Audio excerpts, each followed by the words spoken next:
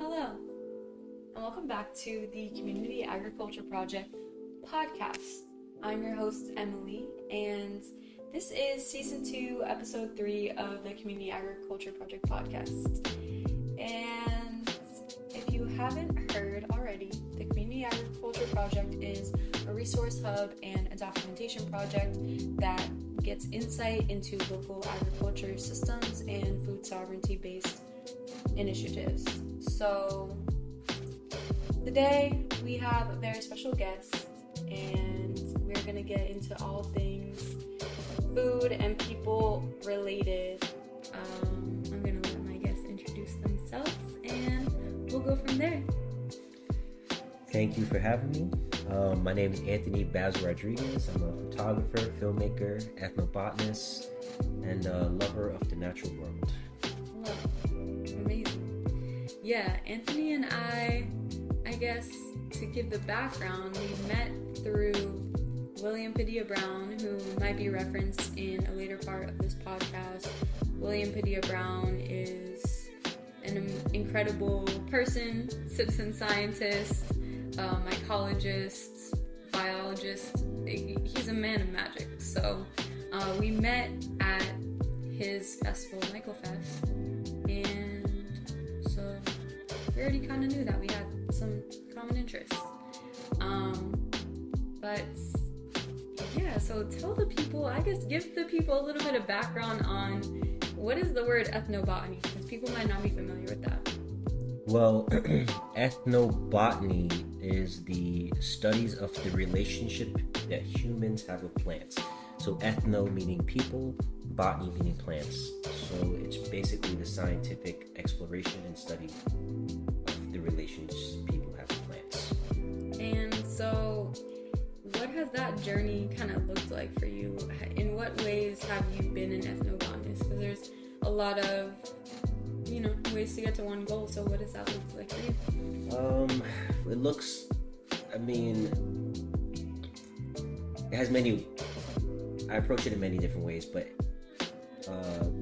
expedition work is pretty much my forte. I like going to foreign places and learning about the natural flora, the native flora that people use to make their lives better, the plants that they use in rituals, the plants that they use to build their homes, to make their clothes, their medicines, pretty much anything that feeds their lifestyle. Yeah, like this whole human experience, which I really appreciate from a sovereignty lens, because just living, like, we're both based around the New York City metro area right now, and it's just a very different experience, and so to be in tune with the way that people can really build their lives based on what's around them, I think is really important.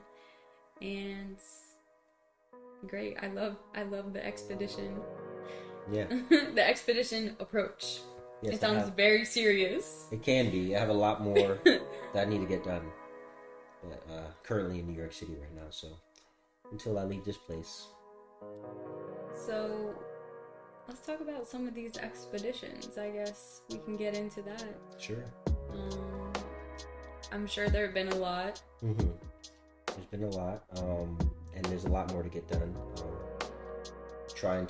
My next places I'm trying to hit is Africa.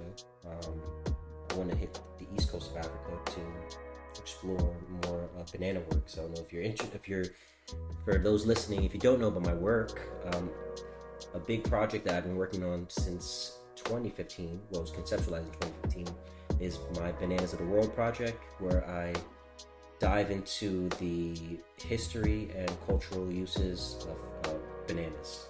So I spent a good portion of my time traveling the world, documenting wild bananas and banana cultivars and banana cultures. Yeah, for some serious projects that I can't wait to get out into the world. Yeah, it's amazing. When I started following Anthony's work, I was just like, you're telling me that this is a banana? I was just really shocked by some of the things that I've seen, and like, I'm just naturally a very curious person, and being able to see things like this made me just even more curious about what does this look like? And I guess the stories that you tell around it are really interesting. So, for a specific example of that, I guess, what was your first expedition that you ever went on? Ever? That was in the Amazon forest of Iquitos, Peru, where I was actually filming and making photos for a fellow colleague of mine, and at the time, and then we were documenting some rare fruits in the Amazon jungle. Yeah, that was my first expedition. I got terribly ill. Oh no. Yeah, I think I got cholera like in the first week of being in Peru from some bad water. Yeah, it was exciting though. So you were just looking for fruits in general or something specific? Fruits, medicines, pretty much we're just learning about the flora we were documenting. And did you get into contact with people there? Yeah, we met some local guides who actually took us into deep jungles. We got on boats and went through various tributaries on the Amazon River. Saw pink dolphins. Whoa! Yeah. Some weird fruits. Pink dolphins in the Amazon? Yeah. They're I forgot what. I think they're called. Not in the river, in the ocean, right? In the river. Yeah. In the river? Yeah. They're pink. And they have very tiny eyes because they can't see through the murky water. Yeah. River dolphins is crazy. Yeah. Okay. They're the same color as bubblegum. That's incredible. Yeah. So did this expedition, I guess, like, that experience for you, or how did it form further the work that you do? Or how did it influence your path? I think it just kind of opened my eyes into what's out there. You know, going into the field is very different than looking at a book or looking on the screen, you know.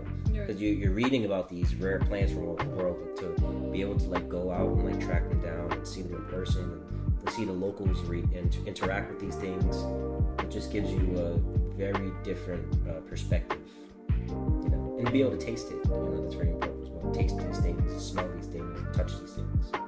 So what's one example of like a human and a plant or a fruit, like history that was uncovered there in the Amazon? Like on that first expedition. I mean, cacao was a very big, you know, there was some wild species of cacao.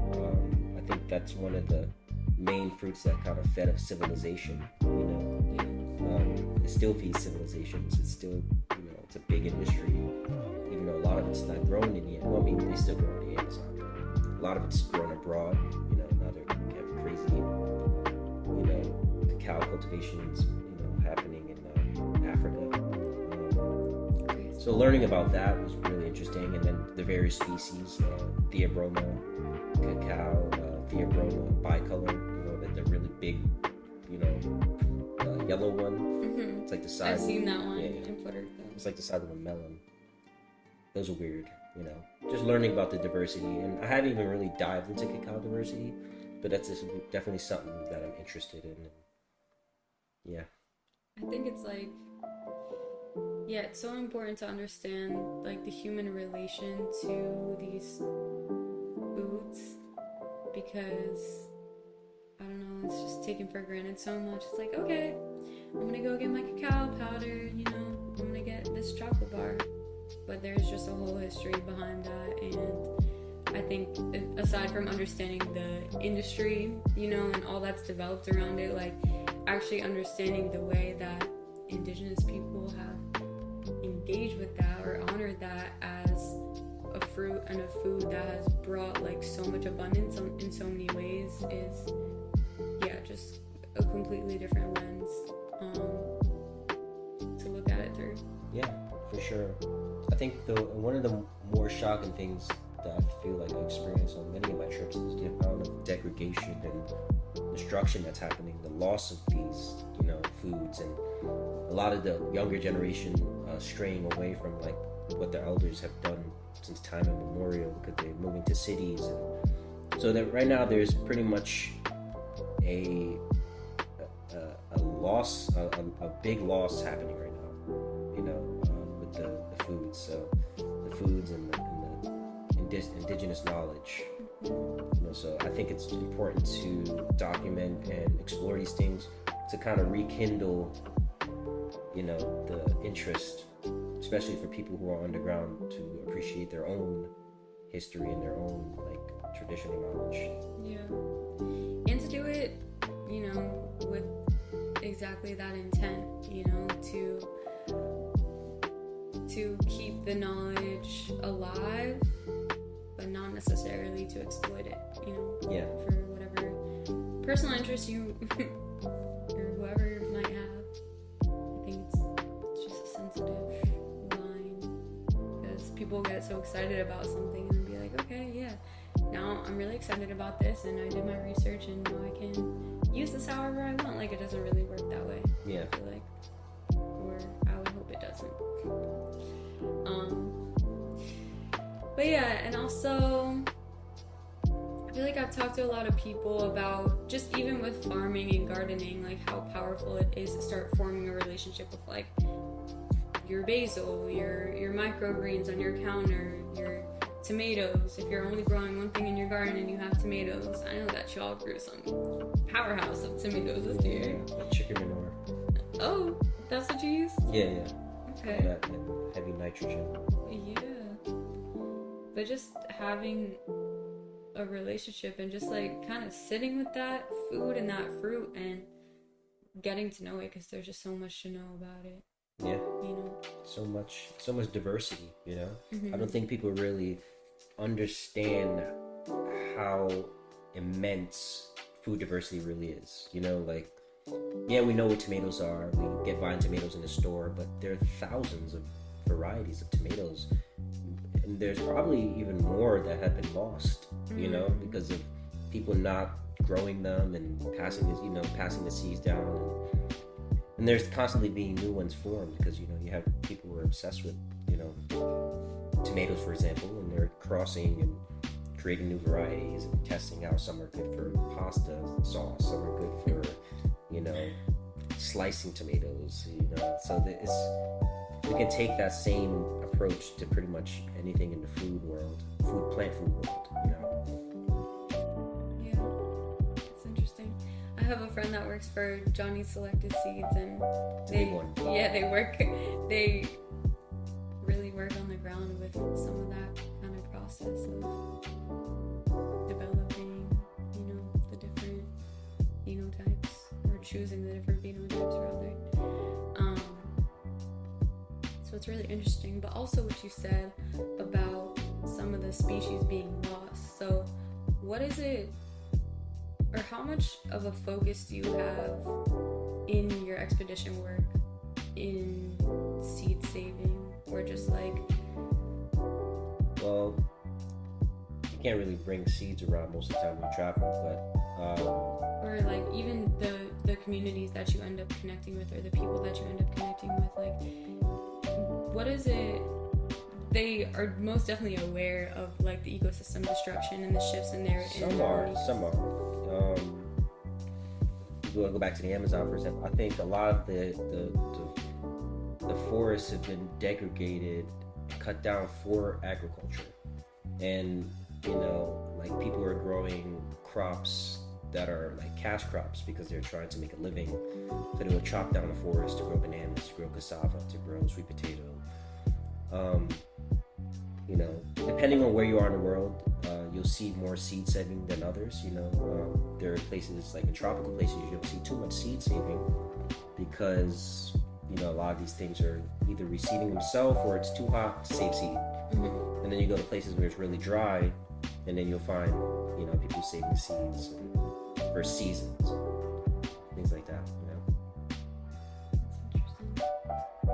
And so, even away from seeds and just the environment that people utilize to live, because it's just so crazy, because we used to, as humans, just have such a better connection with our environment. For sure.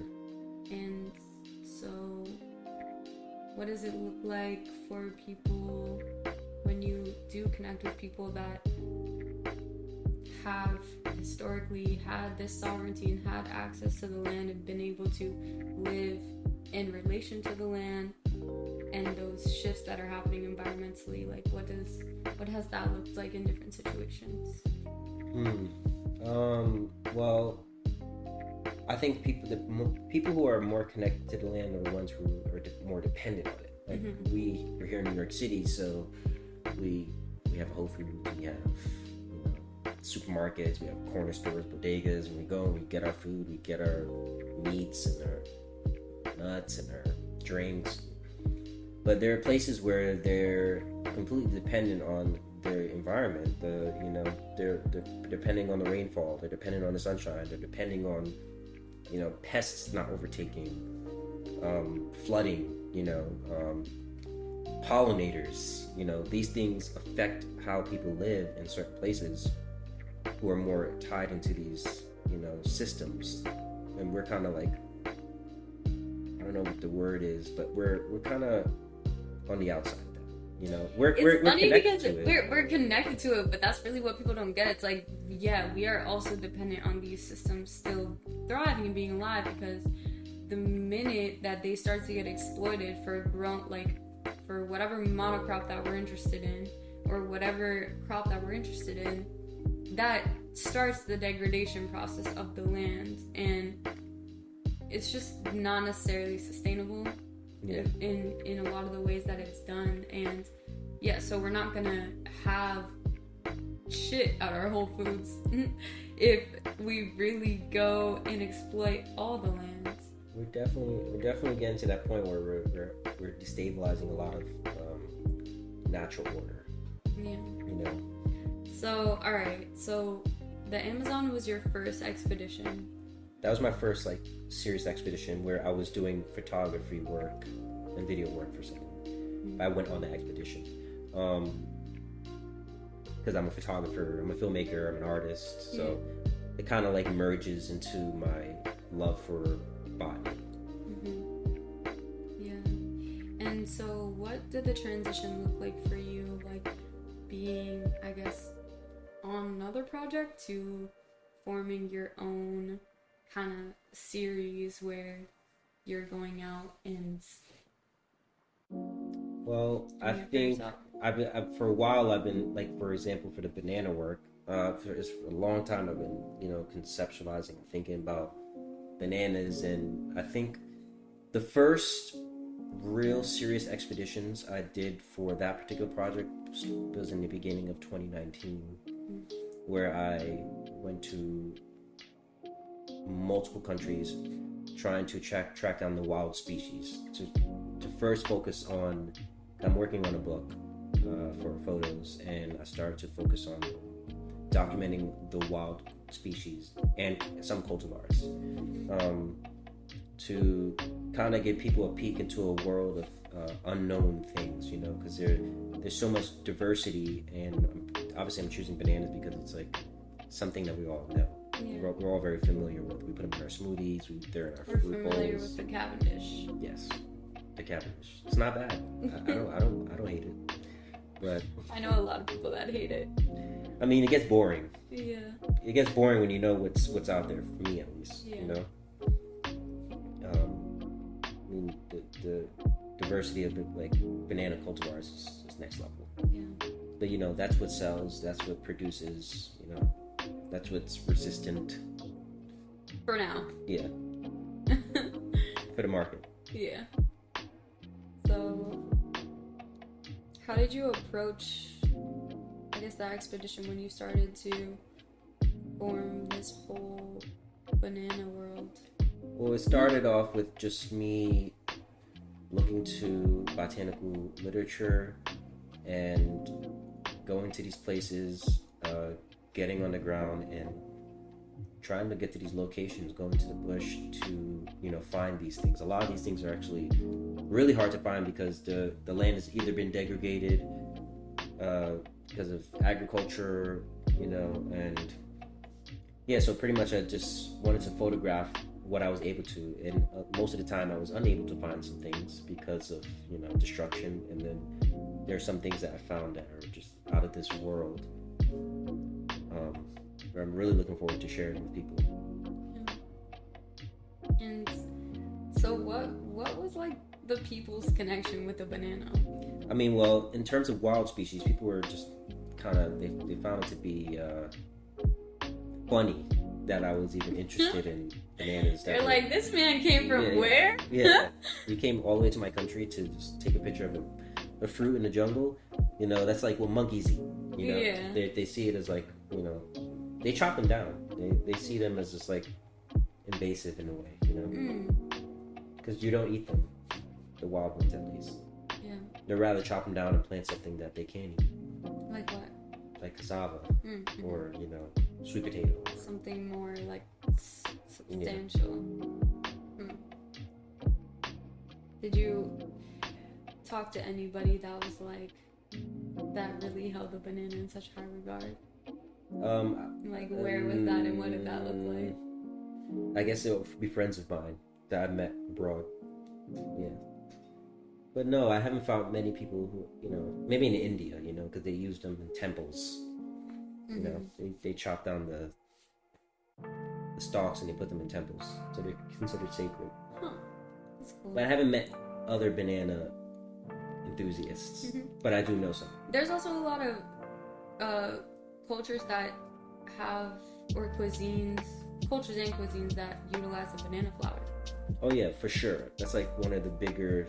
I feel like that's more of like a South Asian. Yeah, South Asian, Indian. You know, they do it in the Caribbean, South America, pretty much all over where you get, you know, people know how to utilize the flowers. They're pretty good. Okay. So, I guess when I think about sovereignty, like I think about food sovereignty. There's also other types of sovereignty, like, you know, having a place to live in that you don't gotta pay rent for, or you don't have to pay somebody else for. Sounds lovely.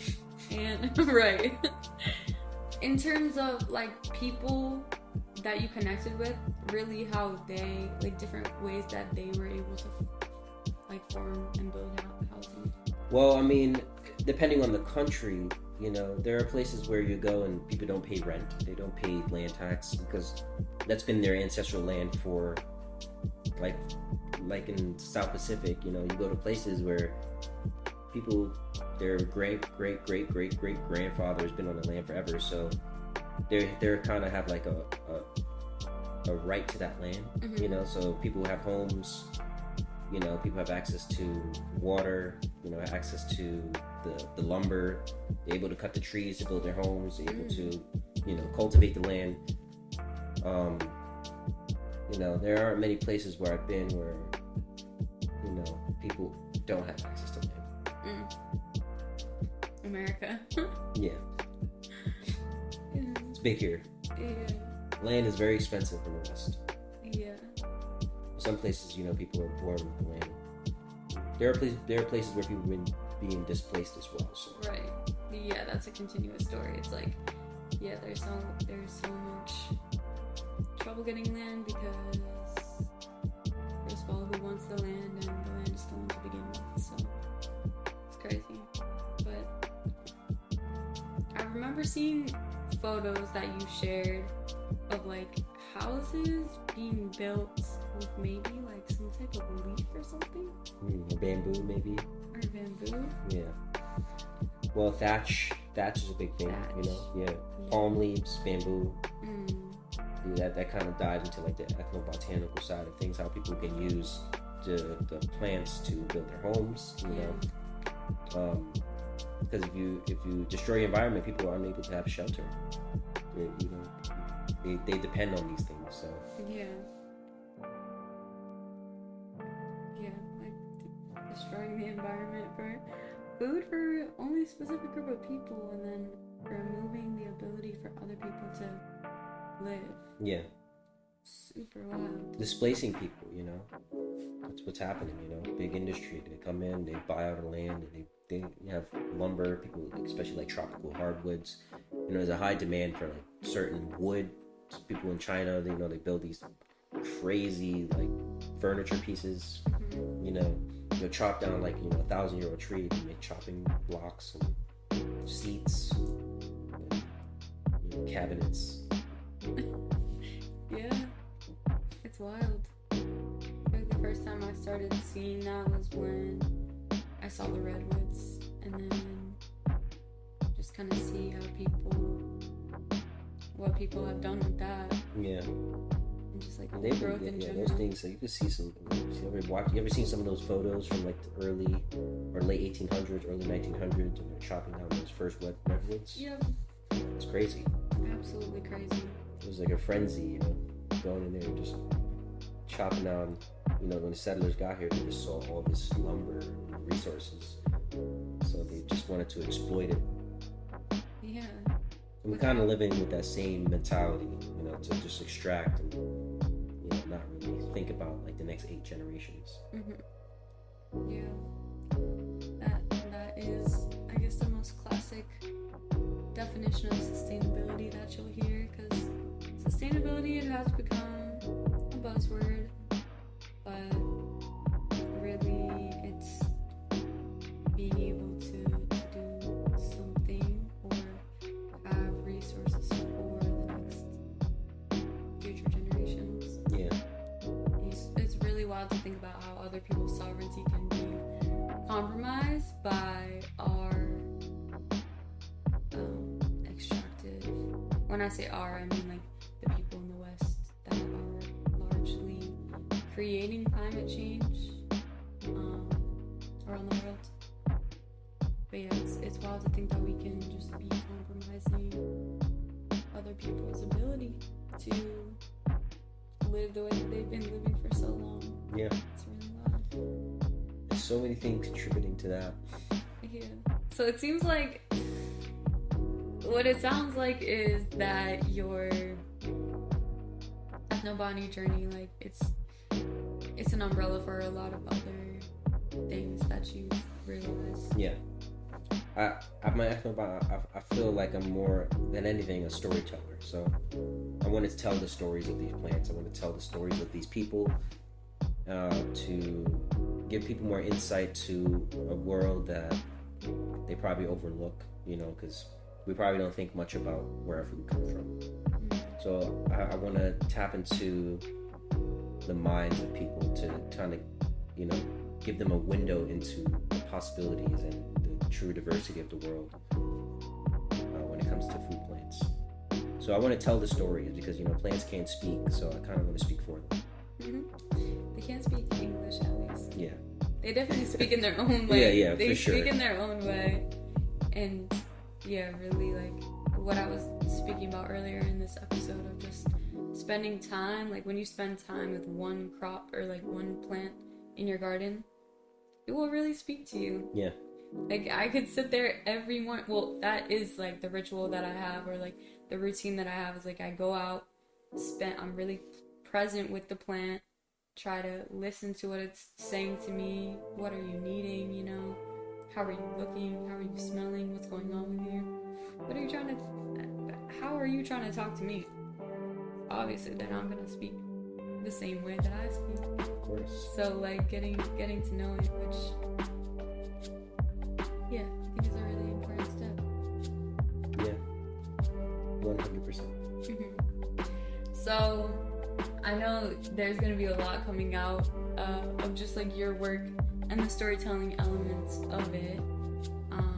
But maybe we could go a little bit rapid fire and you can share like just stories of the other food crops, or I don't know, is crop the right word? It's some crops, food plants. Food plants? Yeah. Some of the food plants that you have like worked with or studied in whatever environment, and just like give a little bit of insight into them. I mean, a lot of the plants that I have photographed and studied are not your typical commercial food plants. They're more obscure, they're more rare, they're more unknown. So I've been very interested in the unknown, the lesser known example of a lesser known food that most people don't know about, let's go with sorghum. I was in the grocery store earlier, I saw a lot of things with sorghum in it. Yeah. What's been your experience? It's becoming more popular, just like quinoa has become popular. I mean, at one point, quinoa was only eaten by the poor people of Bolivia. These ancient grains. I feel like I even believe at one point there was a point where I think the indigenous folks were abandoning their quinoa fields to go into the cities to work, and it wasn't until it became popular in the West where there was like a reemergence of people farming quinoa and keeping up their traditions. Yeah. So I think the more that we know about the foods of the world, the more we can kind of support the world, by expanding our palate. And it's also like really supporting the people that have this tie to it and that have been working with the plant and know how to speak to it. 100%. Because there's this group in the city that's called FIG, the Food Interest Group, and it's people that are working in the food system and also people that work in the restaurant industry, and they kind of just like have roundtables and talk about the just a lot of ethics in the food world and what can this group of people do more to be aware of certain things and take action in better ways. So shout out to FIG. And also I attended one of their little meetings where people came from Oaxaca, Mexico, representing Dos Pasiones Mezcal, and they have been working with all different types of agave to make mezcal, but they're working with like way much more diversity in agave.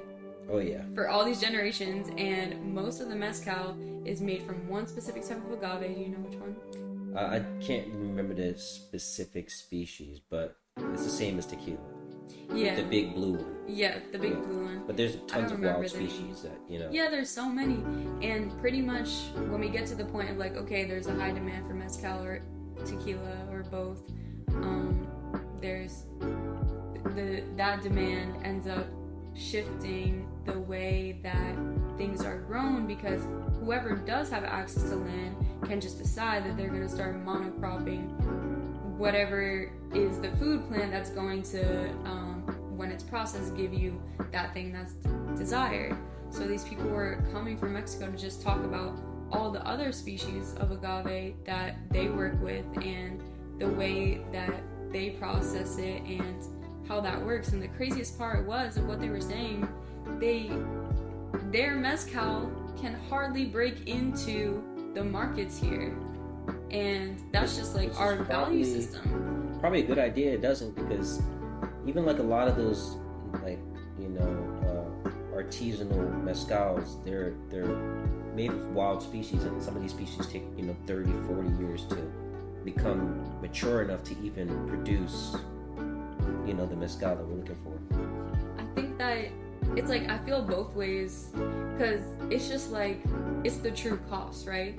Like, we people in the West need to understand the true cost associated with what they're buying at the store, and getting educated about the plants. I think it's such an important first step, because it's like, it's crazy and kind of heartbreaking that their really high quality stuff can have such trouble getting into the market here, because that's just not in the values of the people to like value such a high quality product that is actually being respectful of the plant and the land, because those people are native to that land. They've been working with the land respectfully and sustainably for many generations. So that blows me. But it's also crazy that the people in, what area did you say the quinoa was in? Bolivia. In Bolivia? Mm-hmm. Like, the people in Bolivia can leave the quinoa fields to go work in the city, but if we had and then quinoa blows up in the West, so then who's going to start growing quinoa? Is it going to be those people that have been stewarding the land responsibly and know this plant, or is it going to be somebody else that ends up destroying another part of the world to meet the demand? Sometimes it's a little bit of both. You know? It is a little bit of both. A lot of bit of both. Yeah, a lot of bit of both, depending. But yeah, I feel definitely getting acquainted with the plants is just the first step, because like even just knowing like, yeah, this plant is full of energy, you know, and this plant provides so much abundance, and just being connected to that, I think, can really shift the attitude. It could shift the way that you shop. Yeah. Which is key, because, you know, we vote with our dollar. Yeah. You know? Yeah. So various fruits. I've dived into stone fruits like plums and pears. I would love to dive into apples. You know, those are interesting. Where did you find the pears? Eastern Europe. Eastern Europe. Yeah. In which country? Armenia, Georgia, Ukraine. Wow. Yeah. And did you get to talk to the people about that? Yeah, for sure. Like, a lot of people make vodka with these things. Like, oh, no. That checks out. Yeah, that definitely checks out. Vodka. What else? They just like eat it. I'm sure they make different like they're small, types of vinegars. You know? They're very small vinegars. Yeah, they're very small. So they make compote, which is like it's like a drink where they put these. It's a sweet drink when they put the pears and, you know, the fruits whole inside the drink. Mm-hmm. So that's a big thing that they do. Apricots, you know, Armenian apricots are probably like the best apricots in the world. That's their origin is in Armenia. Wow. Yeah. One of the foods that I think they've been cultivating apricots for like 3,000 years or something along those lines. Wow. I want to see a wild apricot. Yeah, I mean, I haven't seen any. I've seen most at this point. They're pretty much all cultivated, so various varieties. And I feel like at one point you were talking about figs. Figs, yeah. Where have you seen figs? I mean, figs is ficus. It's probably one of the largest genus of fruits. You can find figs everywhere. Not all figs are edible. You know, like the figs that we know, like, you know, the figs that we get in the market, like the black turkey figs or whatever they're called. Yeah, black turkey. I was gonna say yeah. There's Turkish. There's black mission. Mm-hmm. But then you have like other figs. You have figs that are coliformous, which they grow on the trunk of the trees. You know. What? Yeah. You've seen that? Yeah. There's so many like different warts, like tree warts. Yeah, there's so many. I've seen figs and desert figs out in Baja California. Oh. Yeah. So fig diversity is out of this world. But not all figs are edible. Mm-hmm. Yeah. And what have people said about the figs? I don't know. I haven't dived too much into figs. I don't really like figs, to be honest. I love figs. They're good raw. I don't like dry figs, so. You don't? No. Maybe you didn't have a good one. Yeah. There's really an art to drying, like persimmon. Oh yeah. That's another one. Dried persimmons. I've seen in Armenia. I've seen people hanging drying persimmons. It's a big persimmon culture. And in Japan too. I know there's a big persimmon culture. Diasporus, you know, and their persimmons. That's one of those other fruits that are kind of like everywhere. You know, you can go over the world and find various like persimmons. You know, just like you're saying, environmentally. Wild ones, yeah. You know, there's bush ones, there's shrub persimmons, there's tree persimmons. There's persimmons in South America. There's persimmons in Africa. There's persimmons in North America. Wow. You know, Diasporus virginiana. It grows out here in the East Coast. You know. Yeah. Yeah. Diasporus texana. You know, the persimmon that grows out in Texas. You know. What? Yeah. You have there's just crazy. You have them grown in Asia. You know, Japanese persimmons. Mm-hmm. You know, that's one of those fruits that you can find everywhere. Fuyu and the hachia. Those names both sound Japanese to me. That's another fruit I would like to dive into, but you know, I'm kind of focused on bananas right now. So until I get that project out to the world, I won't move on because I overwhelm myself. I won't move on. Overwhelm myself. No, that's true. Yeah, there's definitely a lot of work to be. I understand why you said that earlier. Like, there's a lot of work to be done. Yeah. a lot of work to be done. Most of it's been focused on bananas. Mm-hmm. So how do you connect with people like when you travel? I guess you kind of just show up and start talking. Pretty much. I'm very intuitive. I'm kind of just on the ground. Like, I land in a place. I go to the markets, I go to the libraries, I go to the stores. And people are just kind of. First of all, you're in your country. Most places I stand out. I have dreadlocks, and I just. So that I stand out. I'm a good conversationist. So people are like, "Oh, what are you looking for?" I have books on me with pictures in it. They're like, "Oh, I know what that is." I'm like. Or if they have something to market, they're like, "Oh wow, this is really tasty." I was like, "Where are you growing this?" "Oh, this grows on my grandmother's land." And they're like, "Oh, let me show you." And then next I'm hopping in the car with somebody, and they drive me to the grandma's land. And then next their grandma's inviting me in for a cup of tea, and then they're feeding me, and then they're like, "Oh, we wanna." This person's like, "Oh, let me take you into the jungle. Come back tomorrow." And then we go on adventures. I mean, it just happens. Natural. You attract these things. Yeah. You attract what you're looking for.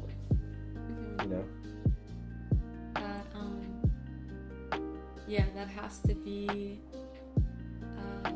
a reason behind your success as an ethnobotanist. Yeah. Being able to have those experiences and just more organically connect with the people. Yeah. And the work kind of uncovers itself. 100%. It seems like I have a lot of about fun. Your intention, yeah. Yeah, it's not all work. There's a lot of play. That's good. And with play, you find work. Yeah. I've always been fascinated by markets. Markets, when I have the opportunity to travel, that's just what I want to tap into. I want to go to a market. I want to see what people are growing, what people are eating. That's the place you go to just get a survey of the area, what's in the area, Yeah. Especially markets where people are coming from their homes, their own homesteads, so you're like, not everyone's selling the same thing. Some people are selling weird insects. Some people are selling, weird fruits. Some people have fruits that other people don't have, so you can kind of go to a market to kind of get a understanding of what's happening around you, and it's also a place of commune. It's a place of, people go there to argue. People go there to eat. People go there to laugh. People go there, to hang. Kids are running around. So the market's like a good place to get a basic understanding of the community that you're entering. So markets are one of the first places that I visit when I go to a place. One What's the most memorable market experience you've had? Armenian markets are crazy. You know, I like Armenia. You know, it's one of the best places I've been. Armenia, Caribbean markets are fun. You know, African markets are fun. South America, like the Amazonian market was crazy. I cannot even imagine. Borneo, I mean, there was one market in Borneo that I went to, and it had some of the most exotic animals being eaten. Wow. Yeah, like snakes that you would see in the zoo. You know, weird bush animals, you know, animals that you've never seen, you know, being cooked. So yeah, markets are, you know, good place to get an understanding of what's happening. What was the Amazon market like? It was big and messy and loud and chaotic, you know, easy to get lost in. Ooh. Yeah. Like that big? Yeah, in Iquitos. Yeah. It was pretty wild. Got into some altercations, you know, you always gotta watch out, you know, traveling, you always gotta watch out for what's happening around you. But, you know, you learn those things growing up in New York. Yeah. Yeah. Mexican markets are crazy too. You know? What did you do in Mexico? I mean, Mexican markets, just, you know, I'm trying to think of a market I've really enjoyed in Mexico. There's one market I enjoyed in Mexico that they had various insects and mezcals. For a while I was really interested in the consumption of insects, so I was like looking for those type of things. So Mexican markets, I found a lot of weird insects, edible insects, like scorpions, and open up your eyes to the diversity of food. Explore markets. You know, look at the spices, taste the spices, smell the spices. You know, try new foods. You know, step outside of your comfort zone when it comes to food. Yeah. Today I did see something new when I was in the market. It was a horned melon. Oh yeah. I never eaten. They're pretty good. They're from Africa. Well, they're pain in the ass when you grow them because like the vines are covered in spines. You know, like these. They're kind of like stinging nettles. Oh. Yeah. Kind of tastes like green jello. Ooh. Okay. They're fun to grow. I grew them a couple years back. But yeah, so I want to touch back on just your journey of like how you got into this work, because we were talking about it a little bit earlier. You don't necessarily have an academic background. No. And so for people who, you know, are still out here figuring out what life is all about, you can maybe get caught up in the whole academic world and be like, this is the only way to Well, it has its place. It has its place, but it's not the only way to do things in the world. Yeah. You know, it's not the only lens that you can have in the world. So maybe talk a little bit about who and what inspired you to do your work in the way that you do. Well, I've been studying botany since I was like 7 or 8 or 9. I don't know. I was a kid. Yeah. That's pretty much my intro to the ethnobotanical world. More so the botany world. And it wasn't until I stopped eating meat when I was like around 19 years old, or 18 years old. I stopped eating meat and I was like, you know, I want to learn more about plants that you can eat, and that's when I started to learn about foods, you know, and yeah, I think that's what inspired me, was just like food. I don't know. Yeah. Like having to eat in a new way. Well, just learning about health and wellness and, you know, food diversity, you know, trying to expand my palate, because, you know, when you stop eating certain things, you have to replace it with something else. Mm-hmm. You know, so that kind of like dived me into it. And I started collecting rare seeds and gardening, and I had a whole YouTube channel back in the day where I would like grow my own food and forage and, you know, try to put this information out into the world and kind of learn along with.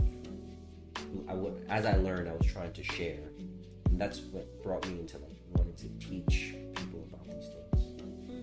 So people can still find your old YouTube videos, huh?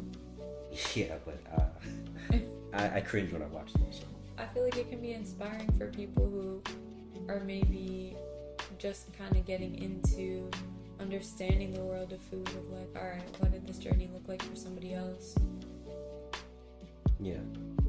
So your formal schooling was actually traveling, exploring, books.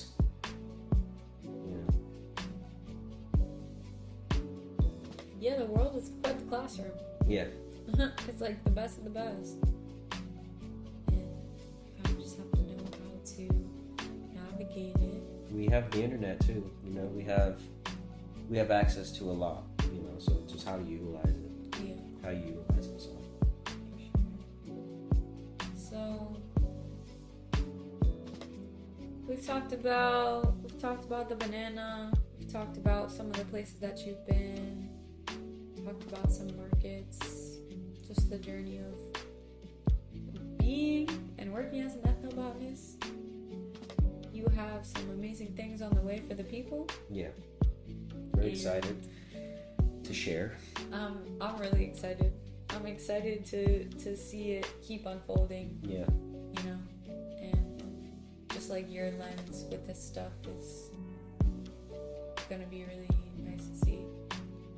But do you have any remaining words for the people, or just like, yeah, what do you want to say to the people about food and sovereignty like perspective from the world? I would say plant some seeds. Learn about growing your food if you can. If you live in an apartment, start to plant some herbs. If you have a backyard, plant some vegetables. Start a garden. Buy some heirloom seeds and plant them. Watch them grow and taste them, and kind of dive into things that you can't normally get your hands on. That's what I would say.